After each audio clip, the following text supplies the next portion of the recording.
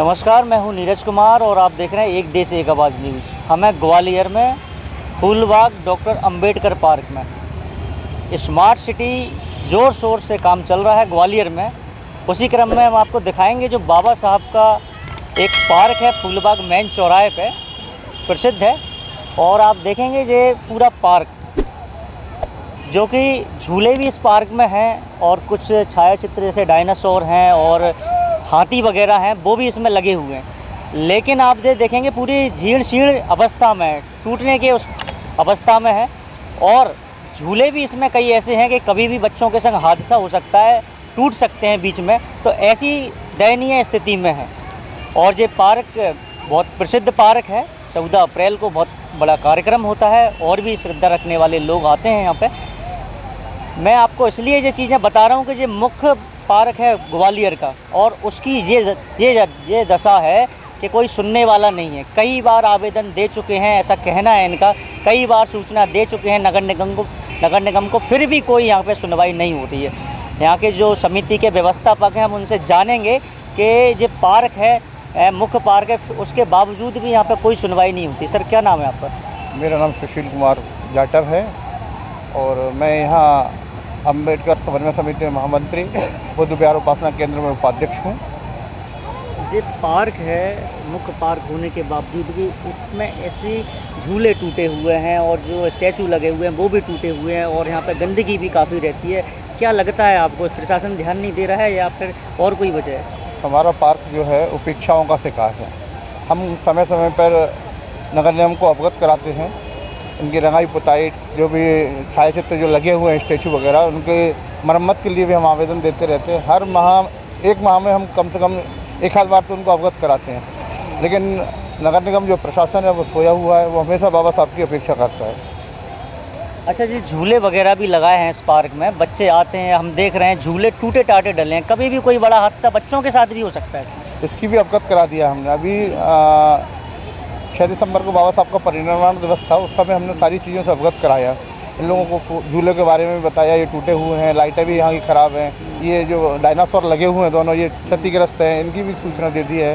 लेकिन प्रशासन मौन है। क्या कारण है ये तो वो प्रशासन के बारे में बता सकता है प्रशासन। हमारे साथ और जो सदस्य हैं समिति के वो ही मौजूद हैं। आप देख रहे हैं उपेक्षाओं का शिकार लगभग आप बता रहे हैं इस चीज़ को, और इसके पीछे भी और क्या वजह आपको नज़र आती है इसमें? मैं एडवोकेट राकेश उच्चारिया अपने समन्वय समिति में प्रचार मंत्री के पद पर हूँ और मैं इस विषय पर एक बात कहना चाहता हूँ कि कहीं ना कहीं ये जो अंबेडकर पार्क है वो उपेक्षा का शिकार है।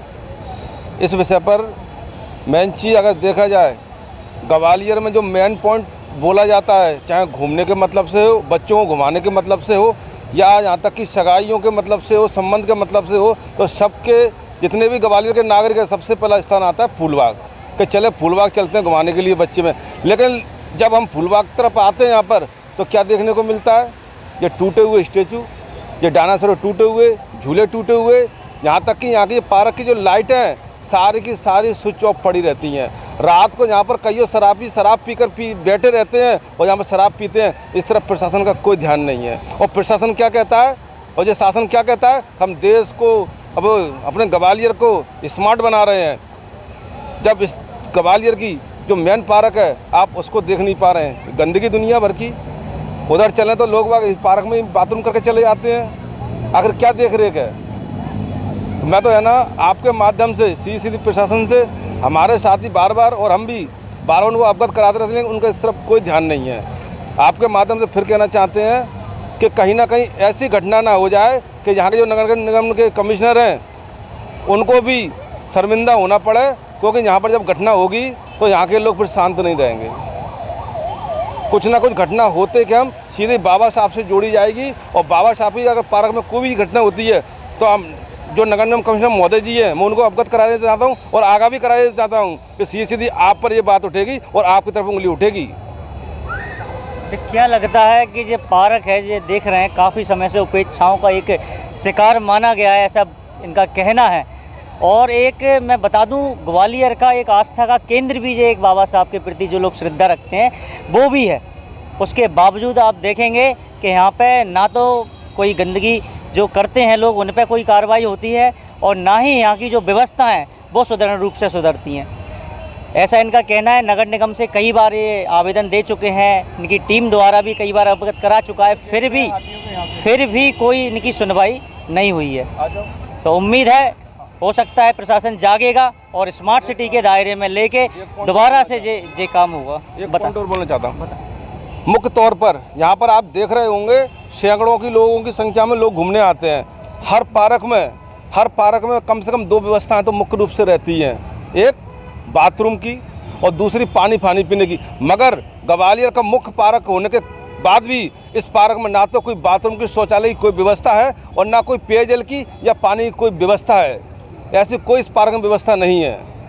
मैं ना फिर दोबारा आपके माध्यम से हमारे कमिश्नर महोदय से मांग करता हूं कि इस पार्क का देखरेख किया जाए और कम से कम जो मुख्य रूप से जो व्यवस्थाएं होनी चाहिए उन व्यवस्था को यहाँ पर बिल्कुल सुचारू किया जाए।